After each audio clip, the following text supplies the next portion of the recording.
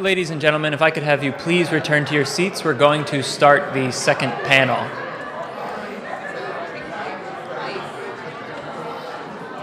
And if at this time I could have all the panelists please make your way to the stage for miking.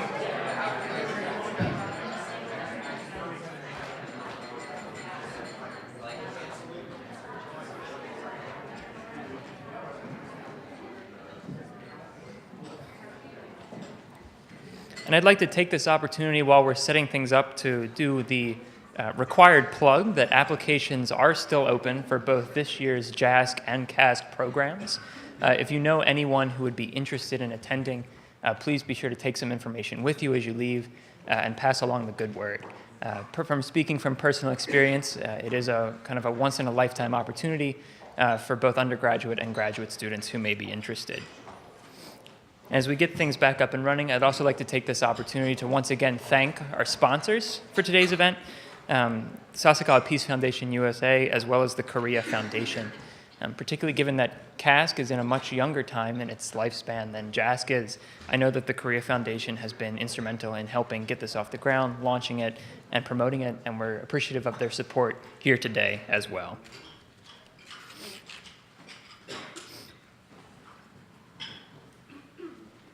And so the next panel will focus on the challenges of the workplace, specifically looking at how these three countries are facing both, demographic trends with fertility, as well as striking a work-life balance, and what strategies are best amongst these countries and how they can all kind of either work together or lessons from one to the other. So I'd now like to introduce the moderator for the second panel. Ms. Florence Mayer joined the Foreign Service in 2011 and has served at the U.S. missions in Mexico and Italy. She is currently domestically assigned to the Bureau of Conflict and Stabilization Operations. She studied economics and political science at Howard University and Earlham College, and prior to government service, she spent time on the German-Polish border as a Fulbright scholar. She is an alumna of the first Korean America Student Conference, and we're excited to have her lead this panel here today. Thank you, Alex, for that kind introduction, and thank you as well to ISC for the invitation to moderate this panel on the challenges in the workplace. And thank you as well to Sasakawa USA for co-organizing this event. And I want to say something first off to the students who are joining us here today from the executive committees for the Japan-America and Korea-America student conferences. I know that it is a very challenging path and challenging task that you have set for yourself. And I just want to urge you to keep going and to keep the faith. It will be worth it. Learning how to work as part of a multilingual, multicultural team separated by time and space, different time zones, different continents and oceans between you, and learning how to stay motivated and keep and hold each other to account. Developing those sorts of skills have been very valuable to me in my personal and professional life, and I'm sure that you will discover the rich rewards they will pay in the future. So hang in there, keep going. I know that it will be worth it. So I just want to send that message to you. Having been in your shoes several years ago, I know very well the frustrations and the rewards that are on your path. So this panel on challenges in the workplace, we have 4 distinguished speakers with us. I'm going to introduce the speakers, and then we will have some initial contributions from the speakers on the topic at hand, followed by several rounds of questions. And during the question round, I would particularly encourage our participants here today, especially our students who have traveled so far to be with us, as well as our other supporters, to contribute questions and contributions to the topic. I'm hoping to make this as participatory as possible with the speakers, with our distinguished panelists. However, when you make your contributions, I may cut you off, so make them very concise. So allow me to introduce our speakers. So to my far left, we have Erika Ito, who is serving on the Japanese Executive Committee for the 70th Japan-America Student Conference. She is currently a sophomore student at Tohoku University School of Medicine. Her interest in foreign affairs is strong, and she hopes to have a constructive and fruitful discussion about what students can do to nurture relationships between the three countries, Korea, Japan, and the U.S. She believes that this trilateral symposium is a chance to learn about the delicate situation from 3 points of view and hopes to gain a deep understanding and knowledge about everyone's values and thoughts. And to my left, my immediate left, I have Ji-Young Park, who is the vice chair of the 11th Korea-America Student Conference Korean Executive Committee. She is double majoring in English, Literature and Linguistics and Business Administration at the Ewha Women's University. She is interested in how Korea and the global world influence each other and develop ties in a sophisticated manner. Furthermore, she is also interested in relations between Korea, the US, and Japan. And to my far right, we have Bridget Schulte, who is the director of the Better Life Lab and the Good Life Initiative at New America. She writes for the Washington Post, Slate, Time.com, The Guardian, among other publications. Prior to her current position, she worked as a staff writer for the Washington Post, where she won a number of reporting and writing awards and was part of the team that won the 2008 Pulitzer Prize. She is also the author of the New York Times best-selling book, Overwhelmed: How to Work, Love, and Play When No One Has the Time. Very timely contribution. We look forward to your thoughts. Her voice helped spark a national conversation about overwork, burnout, productivity, busyness, gender roles, and the consequences of outdated policies and cultural attitudes and the way forward on those issues. And finally, to my immediate left, we have Frank Ahrens, the Vice President of BGR, where he creates and distributes content across traditional and digital platforms. He oversaw the implementation of communication strategies for international and corporate clients and designed corporate training seminars for industry-leading companies to help them bridge the East-West culture gap for both U.S. businesses entering the Korean market and Korean businesses operating in the U.S. Before coming to BGR, Ahrens led Hyundai Motors General Public Relations efforts from the company headquarters in Seoul as Vice President of Global Corporate Communications. He is the author of the book Soul Man, a memoir of cars, culture, crisis, and unexpected hilarity inside a Korean corporate titan. The story of his 3 years as the only American at Hyundai Motor headquarters in Seoul, South Korea. Frank previously worked for 18 years as an editor and reporter at the Washington Post. All right, so now we are going to go around and I will ask the speakers to make initial comments on the topic at hand. So in case that you have forgotten the topic, we are speaking about challenges in the workplace. The OECD found that economic and fertility challenges facing the US, Japan, and Korea are closely linked to each country's policies toward working families, gender equality, and working hours. As the next generation of US and Asia-Pacific leaders plan their careers, what are the challenges and how can we improve quality of life in the workplace? All right, so I'm going to turn it over to our first contributor, Ms. Erica Ito. Okay. First of all, I truly appreciate to have this opportunity to speak in front of you. My name is Erica Ito. I'm currently a sophomore student at Tohoku University School of Medicine, majoring in medical field. Also, I'm serving as Japanese side executive committee for the 7th Japan-American Student Conference. As a female medical student, I've always been interested in and thinking about my future career as a professional medical doctor. I'm curious about the ways of balancing my life and my work, and I'm still searching for better answers for my career and my life, so that is the biggest reason why I'm here today. Before talking about my opinions and expectations for the future, I would like to mention 2 points about the situation in Japan that had some connection with work-life balance. My first point is about the connection of birth rate and the amount of time husbands spend on household works. There are many factors that influence the birth rate, but according to the research, I found out that the couple's decision of having the second birth has a lot to do with the husband's amount of time contributing to the household work.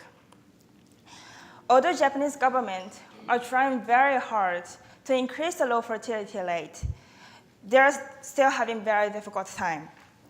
And I think that this reflects the specific characteristic of Japanese working situation. I heard that some male workers, especially university graduate male workers in Japan, have to undergo a very hard and tough competition, and also the amount of time they spend in office is sometimes the amount of time will be the evaluation for the commitment to their company, and then that will have a strong connection with the speed of promotion in their future.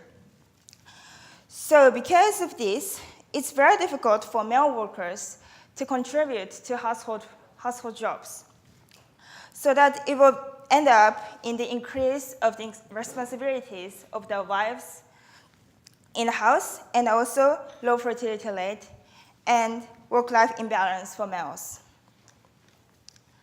My second point is about the usage of parental leave policy in Japan. Although Japanese government offers a very generous conditions about the parental leave policy, the usage rate is still very low. Female workers tend to quit their job after they have their first birth to their child. I learned from some studies that the key word here is the gender climate in a company.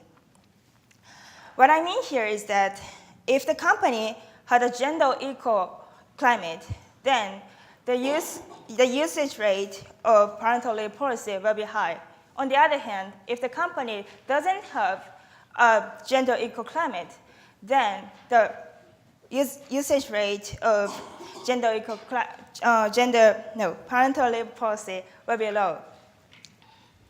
With thinking these 2 topics, I will talk about things that I would like to see in the future. First thing is about the environmental change and the changes in people's perspective of gender.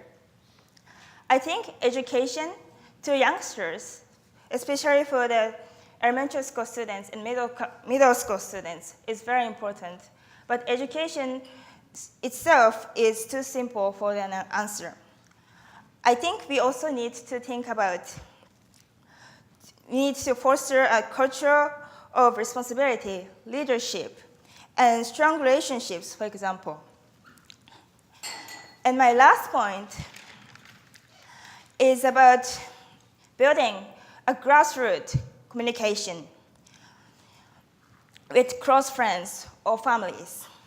I believe that there are many people who share the same experience of having difficulties to balance the work and life. So making and creating a chance for them to share their own experiences, to share their difficulties, to share their values will be very helpful for them to see the light for the way they should proceed. Also, mentorships will be very effective. Mentor would have the same kind of experience, same kind of difficulties in the past, and they will be their advices to the mentees will be very concrete and effective, so that the mentees will learn and know how to manage the situation and know how to live and how to solve the problems they are having now. That's all for me. Thank you. Thank you, Erica, for that contribution. And now I'll look to Ji Young for your contribution on this topic. Well, first of all, I'm so excited to thank you to Florence because your warm welcoming and introduction of mine. And also, as you guys know, I'm in Seoul, Ewha Women's University in Korea. But one thing that I want to share with you guys, Ewha is big identity of mine.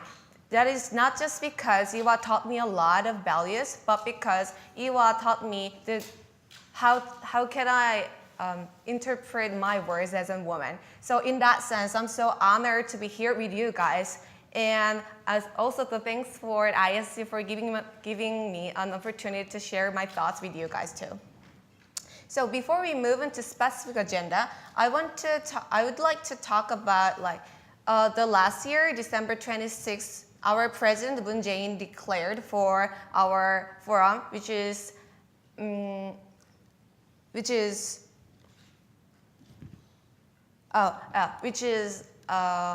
national popularity crisis, which is a low birth rates and aging society. At the time I was really happy because he declared that the new idea beyond conventional thought is focusing women. So that's why I bring two specific agendas to share with you guys. First one is job stability of women, and the second one is work-life balance. As the work-life balance, the job stability, career discontinuity is really hard to solve problem, not only for Korea but also everywhere. But if I have to talk about Korea, because I'm Korean, I'm a Korean student, and also I'm gonna get a job in Korea. So according to COSIS, which is Korean National Statistics Office, 46.3% of women is experiencing career discontinuity. And then among those, they answered that more than 65% women answered that was because they have to take care of their children and also giving birth. So the things are happening. It's really hard to solve this problem, but I really believe it is important to support women to get a job and ensure their job stability and job continuity. But at the same time, because it is really important, because for example, in workplace, we need to show our devotion for the company. But using parental leave or going back to our home earlier, it seems to be measured as if she doesn't have devotion that much. On the other hand, if she goes back to her house, there is huge responsibility to take care of their children and family too. So in these situations, a lot of women are placed on choosing between career and family. So of course, she also can get both, but if she wanna do that, then she has to sacrifice herself a lot. So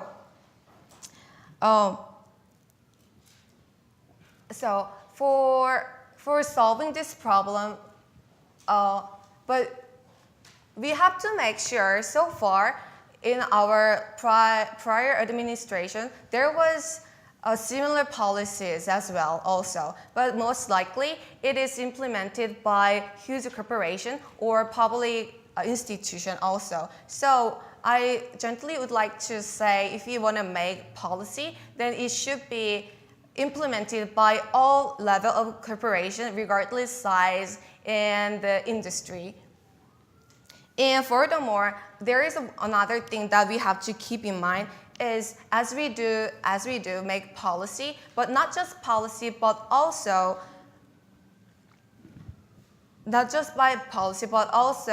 we have to share the responsibility. We have to think about the household and the raising children, and think about our future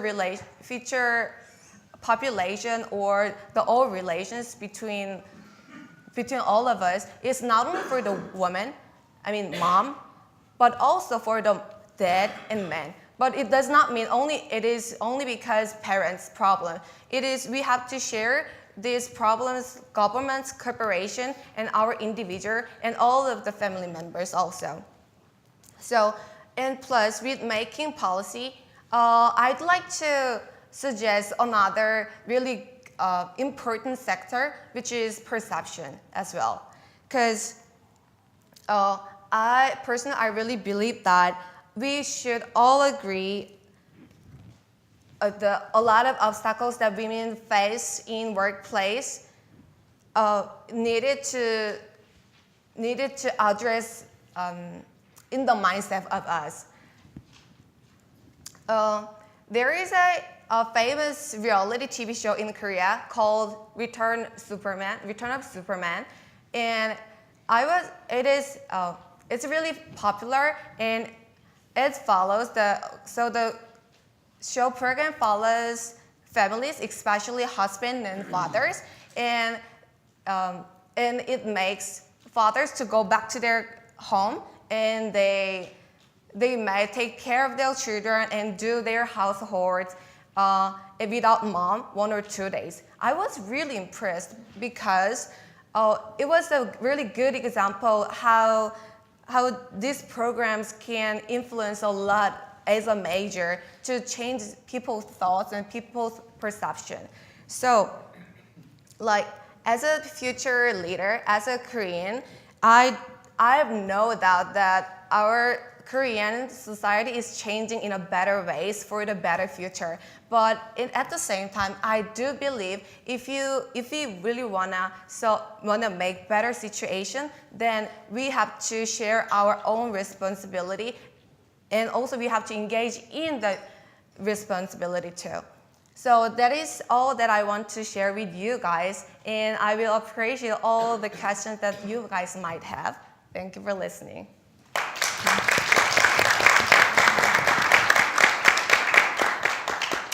Thank you, Ji-young, for that contribution. And now I will turn it over to Bridget to hear her thoughts. Okay, great. Well, hi everyone, I'm Bridget Schulte. Thank you so much for having me. I'm really honored to be here, and I'm really looking forward to this discussion. This has been fascinating so far. Thank you so much for sharing your thoughts. So I am a writer and a journalist. Like Frank, I was at the Washington Post for many years. And I have to be perfectly honest, I never really thought about work-life balance. I never really thought about gender roles. You know, I went into the newspaper industry, which tends to be very macho, and the best ones, you know, you look at the front page and you write about war and politics and bombs and guns, and that's what we think is most important, right? And issues about work-life balance or workplace culture or gender roles that tended to never really be covered before. And so I have to be perfectly honest, when I started out, you know, I'm embarrassed to say how many years ago, but, you know, over 20 years ago, I graduated from college in the 1980s, and we all thought, well, we're done, right? Men and women are equal. You know, the women's movement opened all these doors, and everything's going to be fine now, right? So many years later, I discovered that that is actually, you know, certainly not the case. Let me just ask all of you here, particularly the young students, or even those older folks, you know, as you know, if you're older, when you were starting out, and you younger folks, when you think about work-life balance, I don't know if you want to show hands. I don't want to put anyone on the spot, but how many of you think work-life balance is really important? Okay, so that's a lot of people. How many of you, when you think, you know, into your future, how many of you think it's possible that you'll be able to balance your work and life?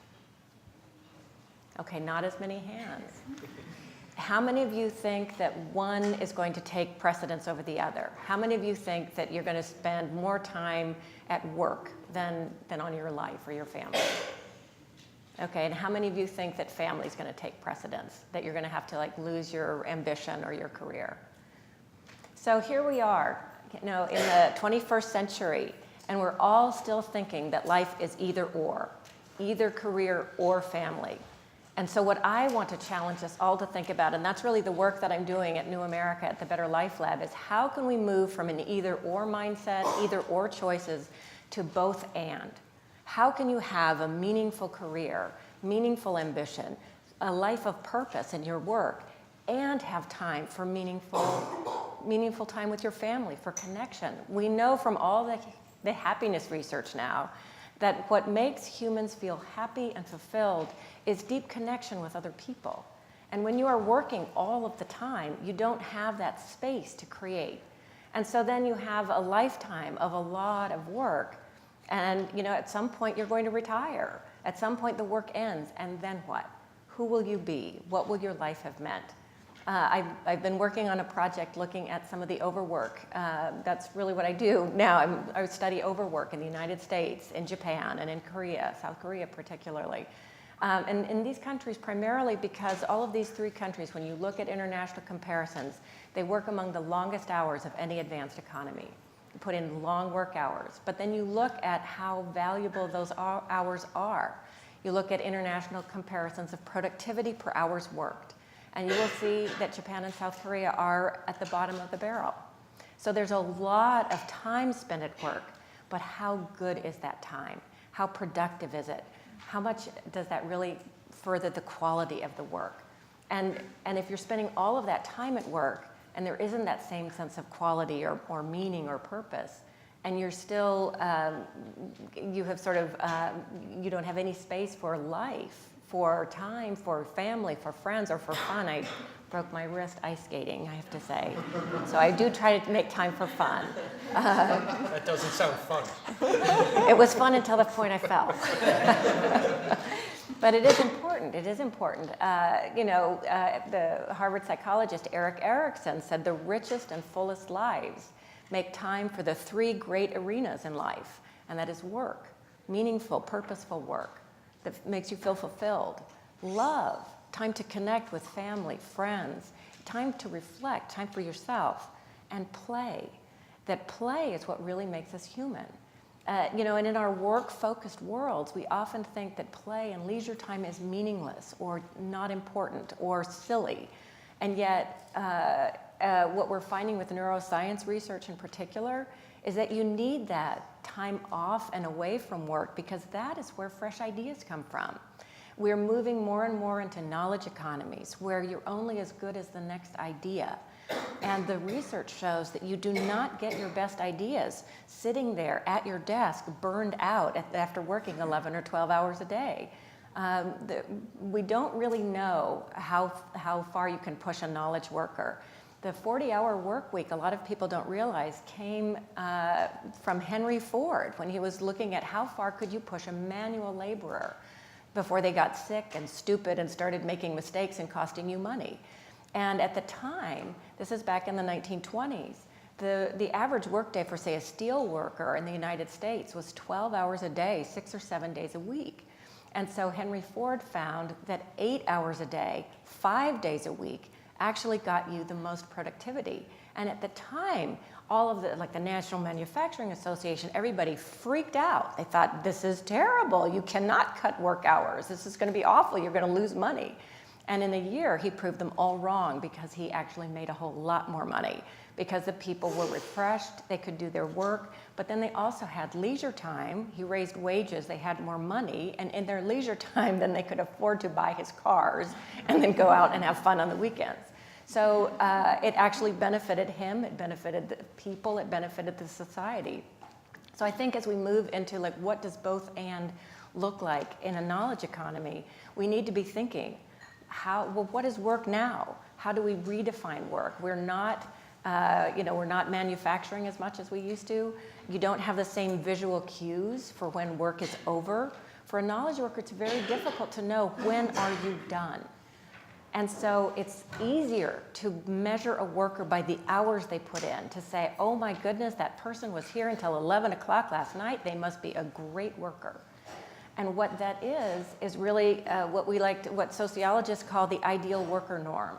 That the ideal worker is somebody who works all the time, at the drop of a hat, is always there, in early, home late, maybe divorced 3 and 4 times, doesn't know the name of his kids.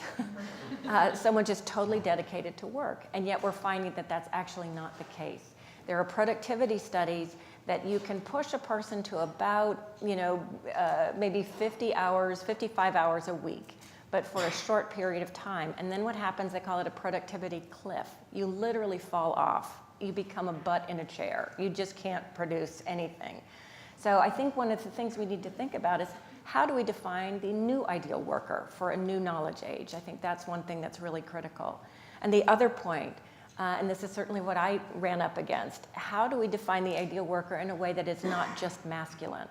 Because if the ideal worker is somebody who can work all the time and has no time for family, well, then that assumes that either somebody else is taking care of the family or they have no family. And we are a human species. We do need to reproduce if we want to survive. And so we need to figure out what is the ideal worker in a way that opens up possibility to men and women or anyone across the gender spectrum. What does good work look like? And so then what does home life look like? We talked about gender roles. Women in the United States have been graduating from college in greater numbers than men since the 1980s. They've been getting more graduate degrees, more PhDs than men for several years. And yet when you look at across every single industry, women are stuck in the middle to the bottom layers. It's really a pyramid. There are very, very few women that rise to leadership. And when you look at why, that's because in addition to the ideal worker, we also have the ideal mother norm. And that is that women are supposed to be the caregivers, that women are just biologically wired to do it, that they're better at it, that they should do all the child work, planning, all of the logistics, all the housework. But this is the other thing that science is very interesting. We're also discovering, by accident really, that men and women, that men are just as wired for nurture as women are. That men's bodies, when they become fathers, their testosterone levels drop. Their brains light up in the same pathways of communication and nurture that women's do. There is nothing in my genetic makeup that means that I am better at doing the dishes than my husband. So I think some of it is we need to really question those assumptions that only women can or should care. And we talk a lot about, well, how do we move to that next level? And I think it is a combination of policy, but we also know policy is not enough. As you know, as Erica mentioned, Japan has some of the most generous parental leave policies for men, and barely 2% of men take it. Somebody was telling me there's a very interesting case of a Canadian who works for a Japanese company who tried to take his year-long leave and just got fired. So policy is one thing, culture is quite another. So you need to move policy, but you also need to move culture. And how do you change those attitudes to recognize that men and women can work, men and women can care? And that's a lot of the work that we're trying to do as well. So I'll leave it at that, but I'm happy to answer any further questions.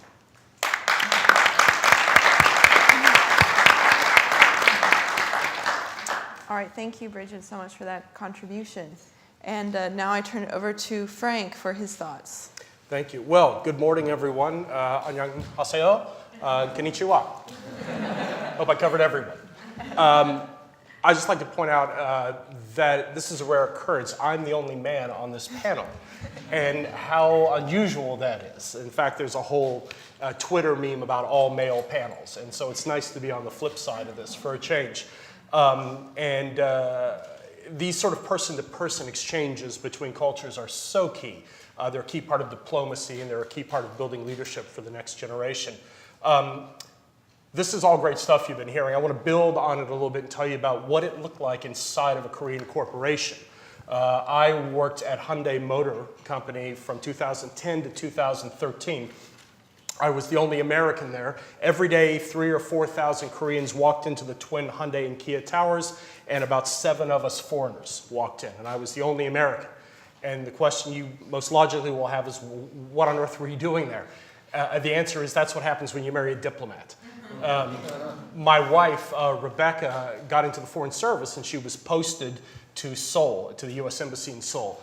And I was at the Washington Post with Bridget, and this was before Jeff Bezos swooped in and with his billions of dollars and rescued the Washington Post. And so I was looking for a plan B because I was an older reporter, and I knew that I would have to have some sort of exit plan. I was afraid, and I wasn't as brilliant enough an author as Bridget to craft an entire field of study out of it. And so I was looking into PR, and then it turned out that the global PR guy at Hyundai Motor, who was a Canadian, was retiring. And so, Woody Allen says 90% of success is just showing up. I was going to be in Korea. They needed somebody like me, and so I got hired. And so I was there for 3 years. And I will tell you that, and Bridget will back me up on this, working in a newsroom is the absolute worst preparation for A, working in a corporation, and B, working at a Confucian corporation. And so those of you understanding that there is, the East Asian cultures are traditionally Confucian, and it tends to be hierarchical. And here in the West, we are taught to flatten management structure. Everyone's the same. We're all, I'm Ted, you're Bob, even though you're the CEO and I'm the temp. And so you've got these two orientations here. And what happens in an intersection when two cars meet like this, right? You get a T-bone crash. And that is exactly what happened to me when I walked into Hyundai as this boisterous American going to show you guys how to do PR, the global style, and got my butt handed to me pretty quickly and made lots of mistakes. Chief among them was not really understanding how the roles of gender played out differently in different cultures. And I found out, now there's no one who works harder in the world than a working mother anywhere, am I right? But certainly in the Korean cultures, the families who have means will send their kids to free schools during the daytime, but then they spend money for the after-school academies, the hagwons.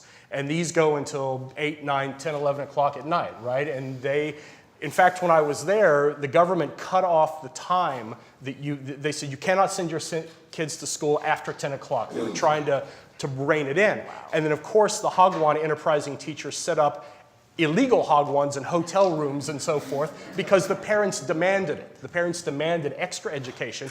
And so then the government responds by recruiting hagwon spies to snitch on these after 10, 11 o'clock at night academies. And so you just see how the cycle goes because everyone is pushing toward the annual college entrance exam, which is in October, I think, right?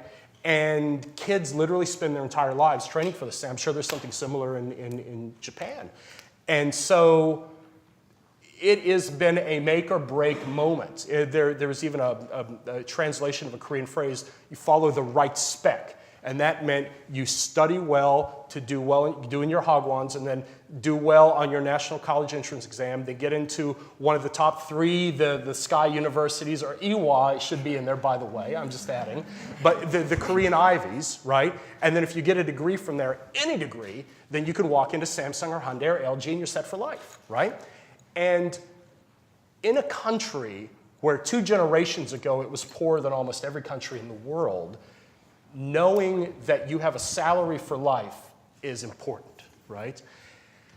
But things have changed so quickly. And if you walk into Hyundai headquarters in the morning, you're going to see lots of women workers, lots of male workers, maybe even 50-50, who knows? You're going to see lots of them. But what you're not going to see is female executives. And that is because the demands on the Korean working mothers are so high that I found when I was there that they could have 1 kid and still manage the care of the child and the demands of working 10, 12 hours a day. But then once they had the second kid, it became like physically impossible. It just, you couldn't do it all, and so they drop out. And so there goes your next generation of managers. And when I was at Hyundai, we hired, if you can believe this, our very first female executive. Very first. And she came in from the outside. She came in as a director level from, I think, McKinsey. I don't think she had kids either. And so she's a vice president now in marketing. That was the very first. And it's about the same time that I think Samsung hired their first, right? And so just the demands that any job, if you want to be an executive in the West, you have to work long hours, right? But there are extra demands, at least in Korea, on the working women. And so you're losing that potential female leadership. And we all know, I mean, a lot of work has been done on this. A friend of mine, Jane Newton Small, wrote this book which has this greatest title, Broad Impact, the impact of women in leadership, right? And she found that once a certain percentage of female leadership, like say 30% of a corporation's leadership is women, tone starts to change within a corporation, often for the better, shocker. And so that's the sort of thing that is worthwhile striving toward. And what you're talking about, the parental leave, it's true, Korea has good parental leave, no one takes it, right? At Hyundai, you were allowed to take 2 extra days off per month in addition to your weekends, and it's very rare people would take it. I mean, you had to develop this sense of nunchi, which is sort of reading the air around you, and you ask your boss, may I take my day off? And your boss says, yes, but then you know what your boss is actually thinking. You know your boss's relationship to his boss.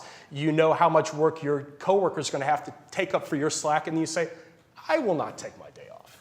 And that's just how it happens, and it perpetuates. And it is absolutely true. And Bridget talks about if you look at the OECD rankings between hours worked and productivity, and that is because, and I will say this, I left Korea 4 years ago, and things happen really fast in Korea. Change happens. And so I'm going to ask you to correct me on things that I'm sure I'm going to get wrong, because my firsthand knowledge is 4 years old. But you didn't leave work until your boss left, right? Even if you had nothing to do. And so I would walk by and I'd see people cruising the internet on Naver and, Dom and shopping for things because they just couldn't leave the house or couldn't leave to go home. And so that's why I have this idea, someone should write a book about this, that there is an optimum way of working. We talk about what's the new worker, what's the best new worker. I would love to see a hybrid that brings in the best characteristics of the Western workplace and the best characteristics of the Korean, maybe the East Asian workplace. What are they, okay? So one thing you notice in Korea is an adversity to risk, right? And that makes perfect sense based on where the country came from. But the problem is risk is what creates opportunity, right? And there hasn't been a culture to give Mr. or Ms. Kim $5 million to start up their app, right, which is going to fail in 6 months, and then give them another $5 million to start up their next thing, which may take, right, because that's how things build. And so you don't have that sort of risk-taking, attitude, which is what we specialize in, right? We specialize in heedless risk. I mean, how many startups in Silicon Valley got their 100 million and they blew half of it on a Super Bowl commercial, right? And then they're belly up a half a year later, right? So wouldn't it be great to take the increased appetite for risk that we see in the West with the discipline that we see inherent in a Confucian structure and put them together? Now that would be something interesting. And so that was sort of my takeaway observation after having worked there for 3 years, and then coming back to an American workplace where I call my boss Jeff, and I don't call him by his name and title. And so I got lots of stories on that too, but I won't go on too much farther. But thanks for this. This is I try to think about this stuff a lot, and it's fun to be part of it. Thank you.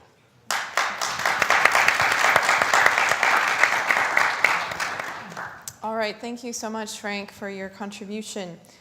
So the next part of our panel will be the question section. I have prepared some questions, but before I go into those, I want to see if there are any comments, questions, contributions from our students and supporters for what the panelists have said so far. Okay, I see a question right here. Oh, a young lady with the glasses. Please stand up and introduce your name and your affiliation, and then pose your comment, contribution, or question.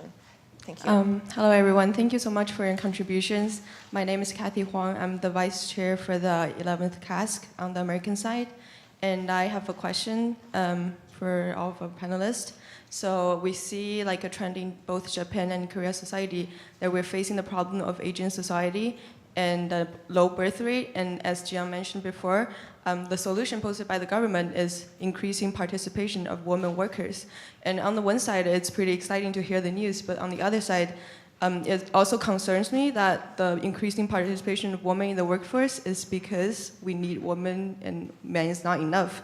But so historically, I think both in America during the World War II and in China after the construction of communism, we effortlessly increase women workers in the workforce, but we don't see a sustainable change. And also, on the other side, also increase pressure on the women to take both roles in the family and in the workforce. So I wonder if you share the same concern as I do, or do you see a more optimistic change for women in the future? Thank you. Thank you. Would any of our panelists like to address this? Oh, Bridget? Sure, I'll start off. But I think that you're right. You know, when you look at historical responses, adding women to the workplace, and then in some countries, say in the Scandinavian countries, adding very generous family policies aimed only at women, that's really not the answer. Even in the Scandinavian countries, what they found is that adding very generous policies that helped women really only reinforced traditional gender roles. So say in Sweden, which everyone thinks of as this egalitarian paradise, you have more women working in the public sector than in the United States. More women in the United States work in the private sector. You have more women working part-time. So when I've traveled there to do some reporting, many women leaders will say, well, our governments have helped us have jobs, but they haven't helped us have careers. And so what you really need to do is look at universal policies that make men and women and create the cultures that enable men and women to take time for caregiving responsibilities. The one study that I saw that was really astounding was done in Iceland. And they were looking at their policies. And like many other countries, they had only maternity leave policies or only policies to help women with caregiving. And what they discovered is that, again, it just reinforced traditional gender roles. So a conservative politician said, well, let's create a use it or lose it policy for men. And so that men have to take a caregiving leave, so that mothers would get 3 months of paid leave, fathers would get 3 months of paid leave, and then a family would have 3 months to share. And the catch was, if the father did not take that leave, the family lost the time.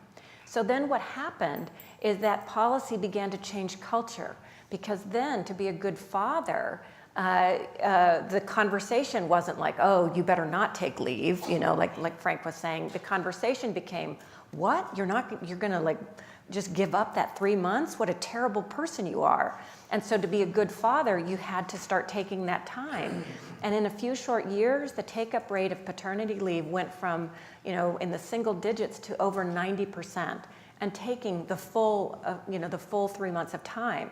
But the reason I bring that up is that was not only important at that beginning time, but what they did is they did a longitudinal study looking at, you know, the first 3 years of life. And they found that before they made that use it or lose it policy, 3 years after a child was born, the mother was still doing the majority of childcare and housework, which is really true in all countries. In the United States, even when women earn more money, they're still doing twice the childcare, sometimes twice and 3 times the housework. So that those gender roles are very powerful in every country. But what they found is after they made that use it or lose it policy, 3 years later, more than 70% of the couples who lived together or were married were equally sharing childcare and housework. So that's a sea change in just 3 years. So that's why I think part of what we need to look at is much more universal solutions, and not just thinking about how do we get women into the workplace and how do we throw a couple policies to make it a little easier. It will never be easier until we make policies universal. Thank you, Bridget. Do any of our other panelists want to respond to the Vice Chair's question? Oh, I can maybe comment a little bit of. So as I mentioned, so I just pointed out the kind of policy aspect and also perception aspect. So I can also reach the both aspects too, in my opinion. So like for me, so like Bridget said, it's really important to make policy, because policy can make people's behavior, and the people's behavior can lead as the culture, and like in the long way, it also can be like country culture, things like that. So I think like when we make policy, I think we have to very well design. We have to plan. We have to think of a lot. I think so. So like, so first of all, like for example, like in terms of a career discontinuity, I think it's really important to seek a job again for the women, but also at the same time, not to make career discontinuity itself is really important. So like extension of parental leave or some another policy that they can ensure women's job stability. I think it's really good, important factor. And plus, in terms of perception part, I think sharing responsibility is really important because men and women and dividing out men and women and mom and dad, it's kind of, gender is not zero-sum game. So we have to contribute, we have to spend a lot of money only for the women. It is not make sense because it's not zero-sum game. So we need to think about in a long way. We have to think about like, okay, then what is the like essential value that we have to pursue? It's a kind of, okay, then let's say the whole happiness, the biggest happiness of our nation, then it would be only for the woman? Of course not. For everyone. So plus it's a kind of like, I'm a little bit kind of like so further thinking, but personally, I don't think the gender is not the only standard that we can divide people. I think so. So like not only gender, but also like sexual orientation, and also plus we don't have to divide people in gender or the sexual orientation also. I mean like my opinion was really, really long, but I think what I want to say is we have to focus on well-designed policy in the long way and also the perception. Oh, thank you, Jiyoung. I really like that gender is not a zero-sum game. I think I might have to tweet that. The hashtag ISC Trilat, is that the hashtag? So maybe someone can tweet that for me. Thank you again. Any other contributions from our panelists over here? Oh, looks like we got some questions or contributions. The gentleman in the front. Yes, that's you. Again, you guys are probably used to this, but my name is Ethan Matos. I'm serving as the American Vice Chair for JAS 70. And actually myself and my Japanese counterpart, Aya Oshikiri, are heading up the Work and Family Roundtable for our next conference. So I was very excited that we had a panel on this specific topic. And I was just curious on hearing your guys' opinion on the intersection of work and family life and identity politics. Because I think that's something that's really important, and typically, if anyone's familiar with the sociological concept of ascribed status and master status and stuff like that, they talk a lot about how when you really identify with something, it sort of consumes your life. So in a lot of these aspects, people's primary identity are either as worker or parent, man or woman, and I think that really informs the way that we do work, the way that we create policy. So I was hoping maybe some of you guys could speak to that, maybe how you believe your own identities have influenced the way that you go throughout your work or family life, or what we can do to sort of change it so that, like you said, it's not just dichotomous, one or the other, but both and. Thank you. Any thoughts from this side of the house? I'd be happy to address that. So I'm sure you can't tell by looking at me, but I'm an older dad. I have soon to be a 5-year-old at home and a 2-year-old, 2 daughters. And so I raised my hand earlier saying that I know that my family life is going to take precedence soon, because I'm kind of looking forward to retirement and spending time with my girls as they move through education. And so I have really switched my identity from work to fatherhood. And I don't know if, I think parents appreciate children when they come at any age, but I will certainly say that I know I appreciate them now at my advanced age than I probably would have much younger. Now on the flip side of that is my wife, who is was a diplomat in the Foreign Service. And so, long story short, we went to Korea. She was posted there for 2 years, and then she was reposted to Jakarta in Indonesia. And we decided I would stay in Korea and she would go to Indonesia. And we would have this sort of jet-setting 21st century career. God, you know, I'd work the red-eye flight from Seoul down to Jakarta, and we had it all worked out. And on paper, that looked fine until Annabelle came along. And Annabelle goes with Mom, and I was watching Annabelle grow up on Skype and iPhones, and my wife had become a single mother, basically. And so this really wasn't working out. So we had to get the family back together somehow. And so, by grace of God, I got recruited for this job back here in Washington. And I was very worried that Hyundai wouldn't let me leave early. And Rebecca was pretty sure the State Department would allow her to sort of take an early leave to come back to Maine State here. Well, it turns out we were exactly wrong. Hyundai was like, we appreciate your service, go be with your family. And State Department told my wife, you have one job in the State Department and it's in Jakarta. And so she was forced to quit. And so she gave up her job. I hope it's not gave up her career, but she gave up her job to keep the family back together. And this is a choice dads never have to make, almost never have to make, right?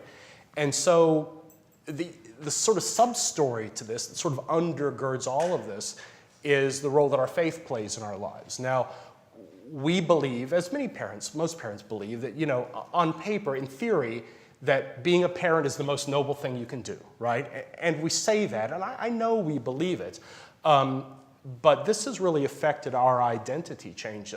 Rebecca saw herself as a diplomat first, right? And then she saw herself now as a mother first. And that was tough because there was a professional itch that wasn't being scratched, right? And this is something to struggle with. But then we have tried to think about ourselves and work with those in our church and say, what we are first is Christians first. Our belief is first, whatever your belief may be. And that sort of helps pare away some of the secular concerns. They can seem smaller by comparison. And so that's one way we have tried to deal with this very real thing that everyone deals with. Is it perfect? No. Once a year, when the new postings come out, and Rebecca sees her friends on Facebook getting sent to new exotic locations, and she and we are not, sure, it hurts because that was fun. But it's the way that we have tried to deal with this thing that everyone else is dealing with. Oh, thank you, Frank, for that personal and passionate contribution. Let me look and see if there are some other contributions from our panelists, especially be interested to hear from our student voices. Yeah. So about the identity, I think that we tend to divide work and life. We tend to completely divide work and life. But in my opinion, how about integrating two things so that if you completely divide work and your private life, then it will be very stressful to switch from one thing to another. But if you can integrate it, then it will be much easier to, maybe you can do your job at your home, you can bring your kids to your office. I don't know whether the environment is, the environment allows you to do that, but if you can integrate it rather than dividing it completely, then it will be much less stressful, and it will help you to understand or have a more fruitful life. Oh, thank you, Erica. Any contributions from this side of the house? I can make one really small one, just to the point of your identity. The question, I think what's really important, when you look at some of the studies, we've been talking about how you divide work and life along gender lines, and they do tend to fall along very traditional gender lines. An outlier is when you look at same-sex couples. It's really fascinating because they don't have the same kind of gender scripts to fall back on. And so what they have to do is talk and negotiate and figure out, well, who likes doing what? Who's good at doing what? And so they tend to have a lot less conflict and an awful lot more equality at work and at life. And so I think that for all other people, that's a really good model, is to not make those automatic assumptions that just because I'm a woman, I should do this, just because I'm a man, I am supposed to do this, but really take time to think about, well, what are you good at? What do you like? What's fair? How do you divide things? and how do you have open communication? So I think that that's a really important lesson for all of us. Oh, thank you, Bridget. Now I want to look again to the audience for comments, questions, contributions. Gentleman here in the front. Yes, you. That's turn. Yes. Hello, my name is Roy Lee, and I am serving on the 70th Japan-America Student Conference Executive Committee. First of all, I'm really delighted to see, I'm making assumptions, but female-dominated panel, this one as well as the one before. I remember the horror of American delegates' faces when we were at a 12-people, all-male panel in Japan last year. Was it a panel about women's issues? That's the best. No, it was actually a workers' panel on crafts and industrial work. So, but still, there were no women there. I'm awfully interested in the business culture between East and the West and bridging that gap in the workplace. And to my observation, sometimes I think about this a lot, that companies in the West, we focus a lot on productivity and maximizing profit, and that almost seems like an ultimate goal of a lot of private companies. However, companies in Japan, I'm not sure if that's their ultimate goal, but they put a lot of emphasis, seems to me, on maybe sustainability, keeping the company alive, and also establishing lasting trust. And the way that they do that is by showing respect. And the way that they do that is through all these very, to us, unproductive, inefficient ways of communication, tradition, rules, manner, whatnot. So when the guy doesn't leave the office before his boss, is it unproductive? Yeah, it's obviously unproductive, but he probably thinks he's doing the right thing because that's out of respect or manner. So when you talk about bridging these business cultures, do you think that there are certain things that are completely just untransferable because some of the core values between the cultures are just so fundamentally different that things that cannot be bridged? Or do you think that there is something that is transcendent of culture and that is universal to all workplaces or all human beings? You mind if I take this? Please, go for it. So the answer is yes to sort of both of your questions, in that it's funny, after I was in Korea for a while, I would sometimes hear myself say country when I meant company and company when I meant country. So in Korea, and I think certainly in Japan after World War II, when you go to work for one of these big companies, the idea you are having an active part in nation building, right? Not who goes to work for Google thinking they're helping America get better, right? You're helping yourself get better, and maybe also you're helping humanity getting better if you're creating a new piece of technology, fine. But I remember once my team leader, Korean team leader, we had some media training come in. He was being interviewed, and the interviewer said, "Why do you like working for Hyundai?" And he said, "Because I feel like I'm doing my part to help make Korea better," right? And he was a guy my age who grew up in poverty in the 60s in Korea. And so I think now you're kind of on a third generation where younger Koreans have grown up only in prosperity, right? And they hear the grandparents, maybe their mom and dad talk about this, but it's one thing to hear it and it's another thing to experience it. And so it made sense for my team leader to work his 12 hours or whatever, right? And I also think you're starting to see, as the prosperity has come, a bit of a fraying of the Confucian generational respect. I mean, one of the things that's surprising, I think, to outsiders is that Korea has a pretty high rate of elderly poverty, right? And in a Confucian culture, this should be opposite. The idea is that your parents sacrifice, they give everything for you. They don't have retirement savings because they spent to put you in school, to put on a big wedding, to do all these things, and it's expected you'll take care of them. And that hasn't happened as much, right? That's starting to change a bit as prosperity has come. Now,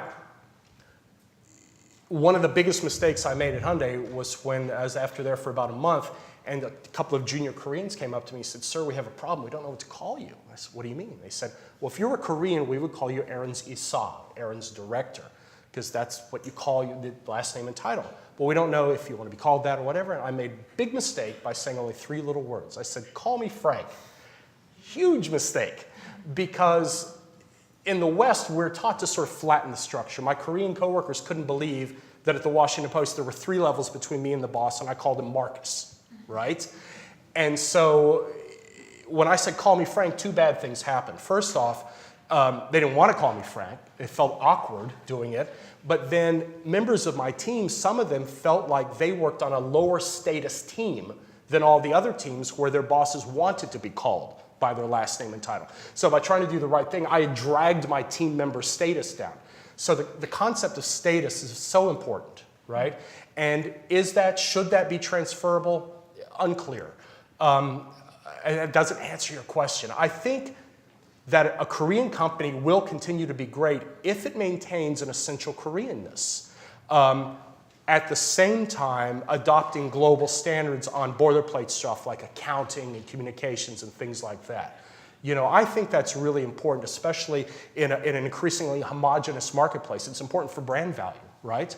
And so I would love to see a little more formality in the Western workplace, a little more respect for senior positions or for experience, right? But at the same time, I would like to see more productivity. I mean, I would see things that we would call waste. Anytime, I remember one time at an auto show, it looked like the vice chairman of our company was going to show up. We don't know if he's going to come until he actually shows up. And so he was coming.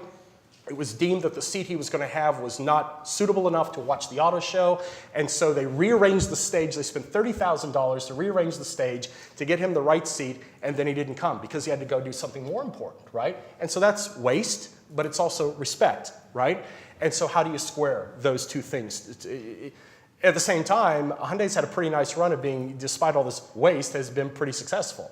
And so it sort of makes me wonder what would happen if they got a little more wind in their sails in that respect. So there are certainly things I think that could be transferable, and it probably should be, from side to side. Thank you, Frank. Or should I call you Director Ahrens?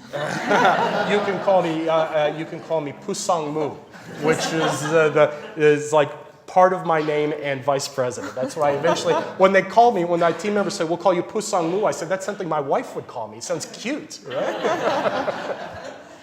Any other contributions from our panelists? Probably I can make a little bit of comments of you.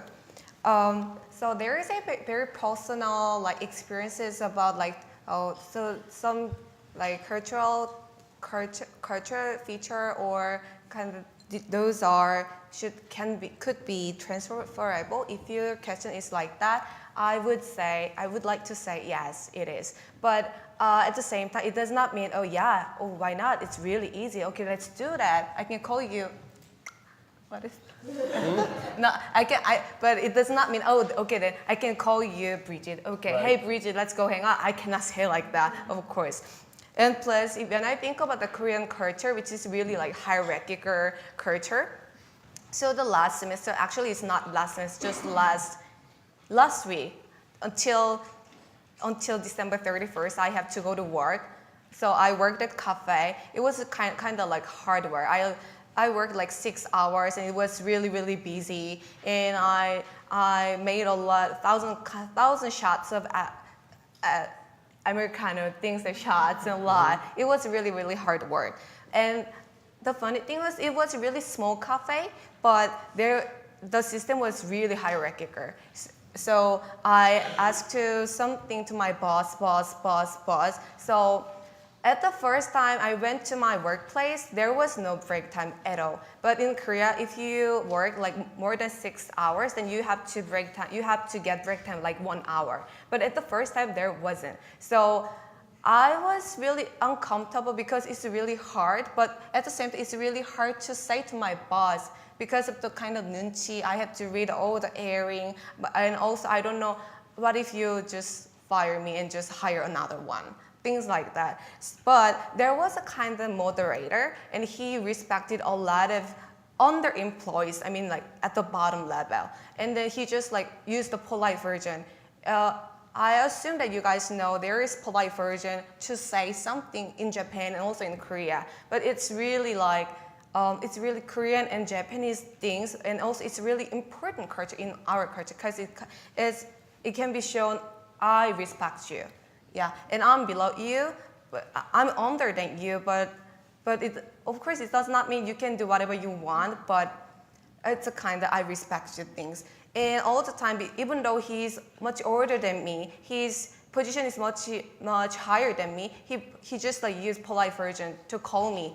Or he was really good moderator, and then he asked my situation to his boss with like very gently and very like softly. And then I got the chance to break after he mentioned to his boss. So for this, my own experiences, I want to say if there is good moderator or if they kind of like chance or timing, or it's time we have to change, then of course we can make a change. I think so. But at the same time, it's a little bit shame. It's a little bit sad because it means we need something. It's not like natural. Yeah, it's not like easy. So maybe I can like add my personal opinion, so we can just open our eyes and listen on others' voice, and we can at least contribute to make better atmosphere, just at least as around of me. All right, thank you, Ji-young. Any other contributions from our panelists? May I add some comments? Please, Erica. So, there are many, as you know, there are many foreign companies in Japan, and also there are many Japanese companies in foreign country. And I think that they can have like foreign companies in Japan, they can have different norms and work styles by being in Japan. So like I won't say that because they are foreign people, or like because we can't say that the foreign people or like foreign company are better simply because they are foreign people or foreign company, but we can experiment and provide a market of values for us to like learn and to like selectively engage in it. So like we don't have to like divide the Western style and the like kind of Japanese style or maybe Korean style, but maybe we can mix it, and like maybe we can try to understand both sides. And although it will be difficult for us to like understand totally about both sides, but maybe we can mix and try to take the good parts from both of the cultures or like sides. All right, thank you so much. So we are running very short on time, so I will take one more audience contribution, and then to our panelists, I'll ask them in their response to also provide any concluding remarks. Okay, this is such a difficult decision. There are so many. Let's say the woman in the second row with her hand held very, very high. Thank you so much. My name is Ayo Shigiri, a Japanese Executive Committee for 7S JASC, and thank you for giving me an opportunity to let me ask you a question.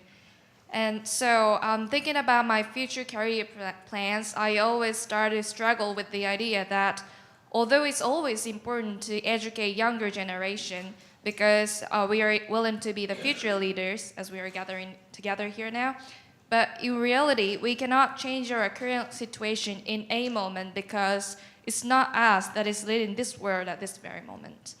And it will take 20 years or more to be able to dedicate to change the situation by bringing new ideas of us. It could take more in Japan or South Korea to let us do this, where it is seniority-based society. So, but people sometimes are afraid of accepting to the new ideas, and I cannot say everyone else is liberal or flexible. But my question is, how do you think you can influence the upper generation, especially with the conservative perspectives, to change the situation? Or if you have some policy which has been already in progress, can I hear the ideas from the professional perspectives? Thank you. Thank you. That's a perfect concluding question. So which of our panelists would like to respond and offer concluding remarks first? Maybe Maybe we can start with you, Bridget. Sure. Yeah, I'd be happy to. That's an excellent question, and it's a really good place to, I don't want to say end this discussion because hopefully this will continue. In the United States, one of the things that you're seeing is a lot of talk about the millennial generation. Oh my God, the millennials are the largest generation now in the workforce. And I think that there's an awful lot of power in that this is there's sort of a new wave, there's a new spirit coming through. And when you look at survey after survey after survey, work-life balance, flexible work, doing meaningful work, and yet not, not working yourself into the ground, into burnout, is a really important thing for millennials. So I think that that's a real sign of hope. I agree that leadership is really critical in, and that was one of the things I was going to mention in the last question.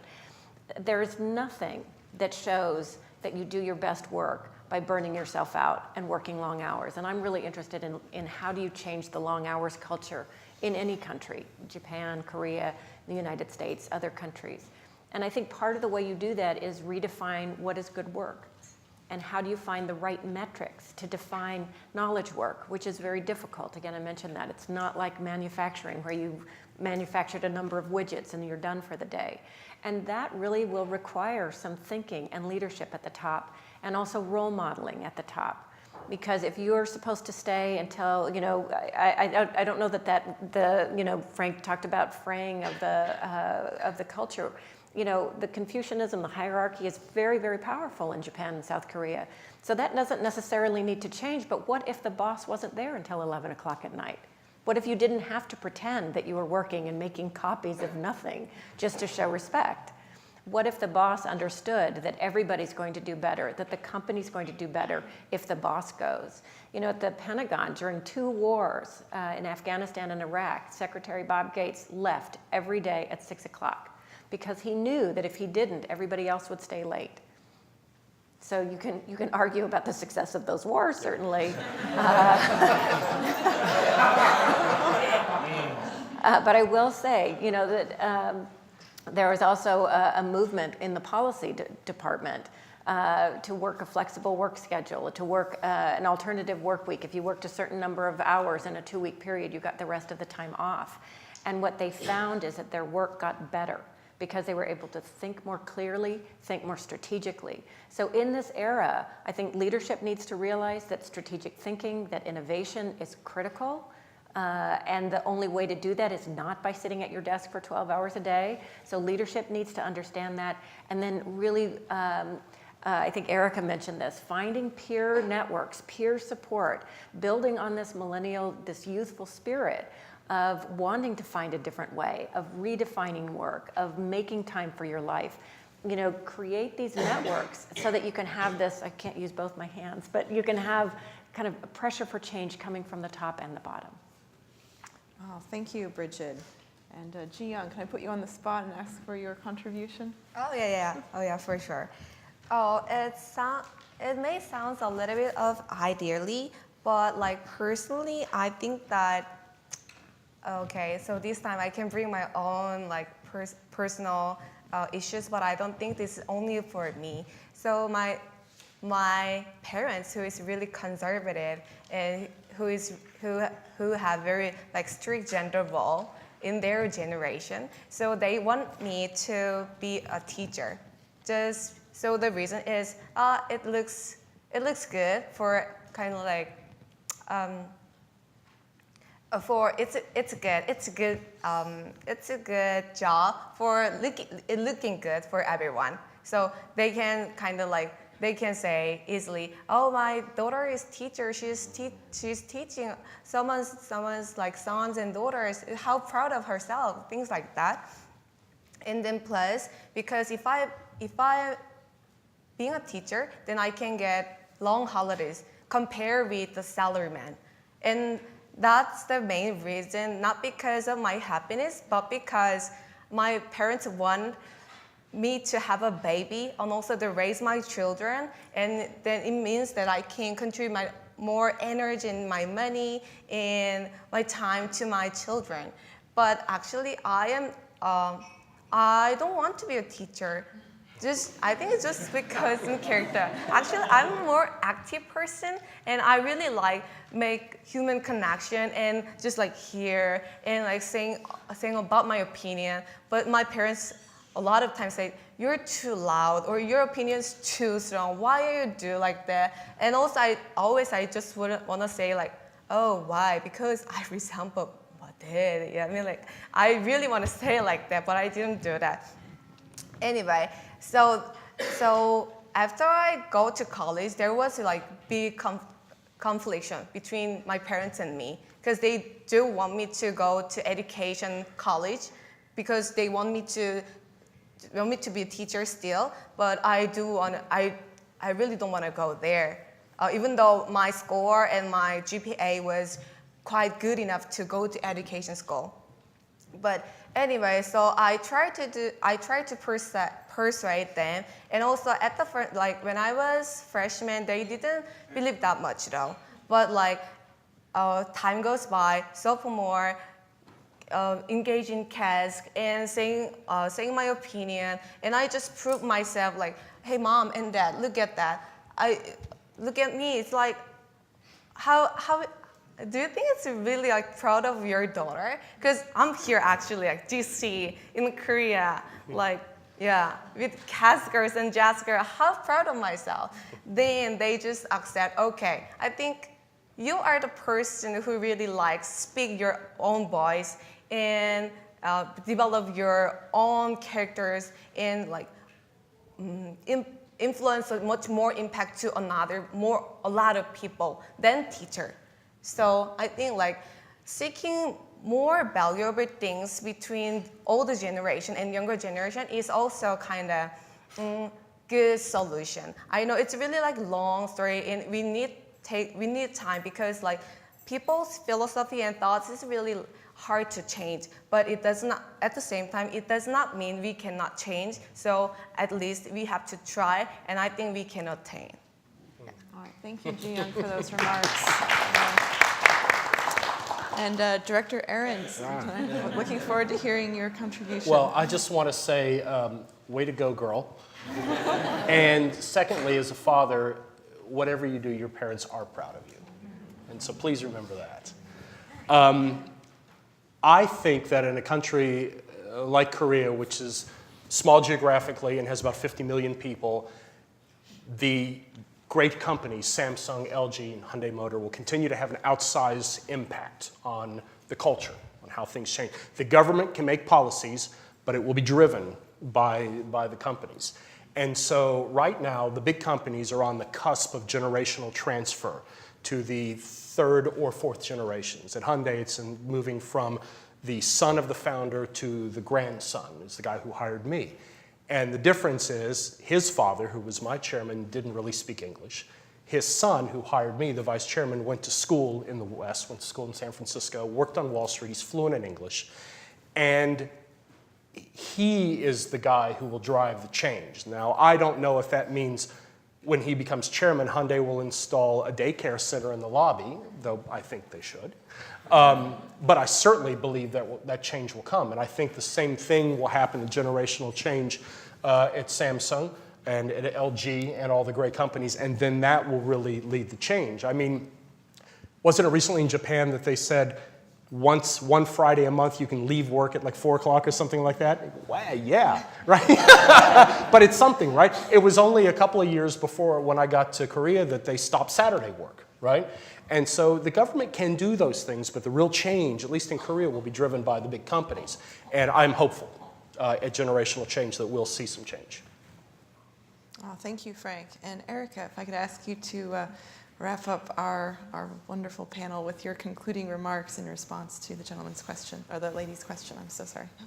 Okay, to respond to her question, I would like to say that like changing is very tough process.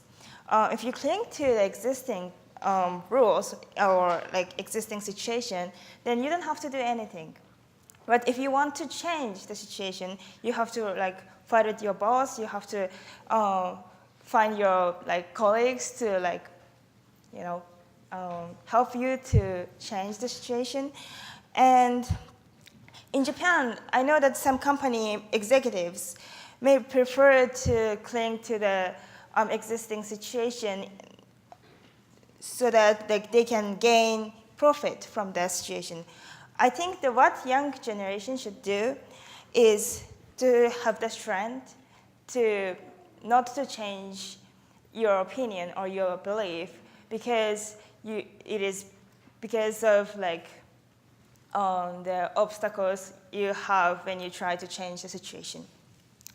I would like to share my own experience, which I had during my seminar at Tomodachi program. I'm actually a member at Tomodachi Women's Leadership Program, which is held in Tokyo.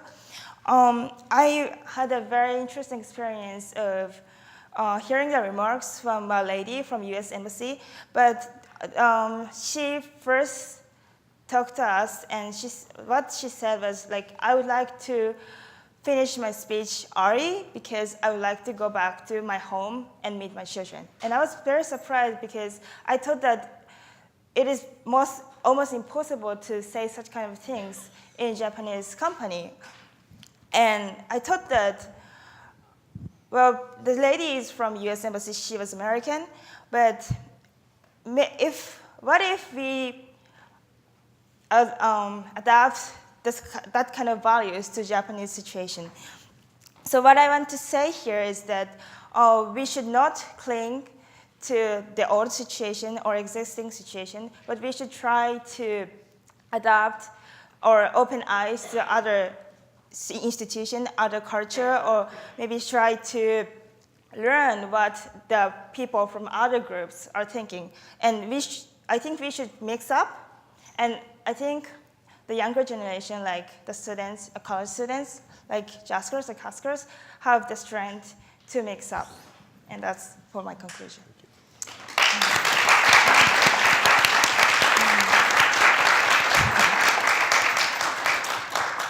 Well, I want to thank our panelists, Erika Ito, Frank Ahrens, Ji Young Park, and Bridget Schulte for their contributions. And thank you to our students and supporters for sharing your time and talent with us here. If you didn't have the chance to make your comment or contribution, there's always the digital option, hashtag ISC Trilat. And finally, to learn more, I would encourage you to check out the books of our distinguished panelists, Overwhelmed by Bridget Schulte and Soul Man by Frank Ahrens. Thank you so much for your time.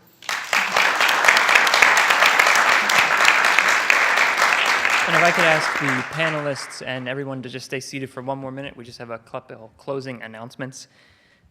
First off, I just want to thank our sponsors once again for all their help today, both Sasakawa Peace Foundation USA and the Korea Foundation. It is in no small part to their help that we are able to run this wonderful conference. And so since this trilateral started in 2013, I've been helping for a couple years now, and I'm really proud to have seen it grown to the level it has. And so I think all the delegates as well can be proud of what they've accomplished here today and what they will accomplish in the upcoming conferences. One of the trends that really seemed to stick out to me across both panels was really how much work it's going to require to navigate the nexus of policy and culture, both in terms of digital diplomacy and workplace relations. It requires individuals with global awareness that can really work at these borderlands. And so I think programs like JASC and like CASC are really what we need more of. And what I hope that all of you take away from this is if you know someone who's interested, the application deadlines are still open. So please encourage them to apply and look in more. From personal experience, and I'm sure from what you'll hear from many of the students here today, is that it is truly a once-in-a-lifetime opportunity. So with that, I would like to formally bring to an end the 5th U.S. Japan-Korea Trilateral Conference, and we look forward to seeing all of you at future events. Thank you.